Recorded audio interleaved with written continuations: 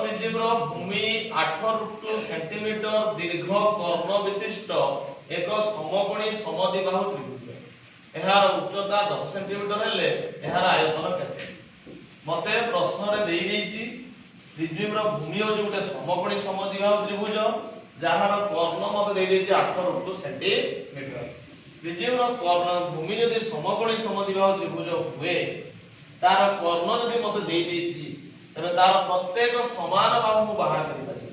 ସମକୋଣୀ ସମଦ୍ୱିବାହୁ ତ୍ରିଭୁଜର ପ୍ରତ୍ୟେକ ସମାନ ବାହୁ ବାହାର କରିବାର ସୂତ୍ର ହେଉଛି କର୍ଣ୍ଣ ବାଇ √2। ପିଲେ ପ୍ରଥମେ ଲେଖିବା ପ୍ରିଜିମର ଭୂମି ଏକ ସମକୋଣୀ ସମଦ୍ୱିବାହୁ ତ୍ରିଭୁଜ ଯାହାର ମତେ କର୍ଣ୍ଣର ଦୈର୍ଘ୍ୟ ଦେଇ ଦେଇଛି। କର୍ଣ୍ଣର ଦୈର୍ଘ୍ୟ ସମାନ 8 √ 2 ସେଣ୍ଟିମିଟର। ପ୍ରତ୍ୟେକ ସମାନ ବାହୁର ଦୈର୍ଘ୍ୟ ମୁଁ ବାହାର କରିବି।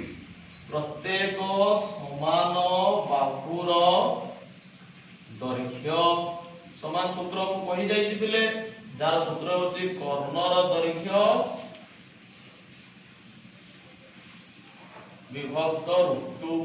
कर्ण दैर्घ्य मत 8 √2 बाय √2 9 √2 हर √2 कटि जाउछि 8 सेंटीमीटर। तो प्रत्येक समान बाहु दैर्घ्य मु पाइगनी 8 सेंटीमीटर। मते मागी छि यार आयतन केते? हमें जानि छे प्रिजिम रो आयतन सूत्र होछि आधार रो क्षेत्रफल गुणन उच्चता। आधार तो गोटे समकोणी समद्विबाहु त्रिभुज तबे मते तार क्षेत्रफल काढिबार अछि। उच्चता मते देइ दिछि 10 सेंटीमीटर। प्रथमे मु समकोणी समद्विबाहु त्रिभुजर क्षेत्रफल बाहर करिबि। समकोणी समद्विबाहु त्रिभुजर क्षेत्रफल समान सूत्र हेउछि हाफ इनटू समकोण को लागिथिबा बाहु दुईटी रो गुणनफल 8 रे गुणन 8 2 4 8 8 4 32 32 वर्ग सेंटीमीटर। ये पाइगनी आधार क्षेत्रफल। वर्तमान मोर दरकार प्रिजिम रो आयतन। प्रिजिम रो आयतन समान सूत्र कोन ना आधार रो क्षेत्रफल गुणन उच्चता देछि 10। आधार रो क्षेत्रफल मो बाहर कर देछि 32 उच्चता देछि 10।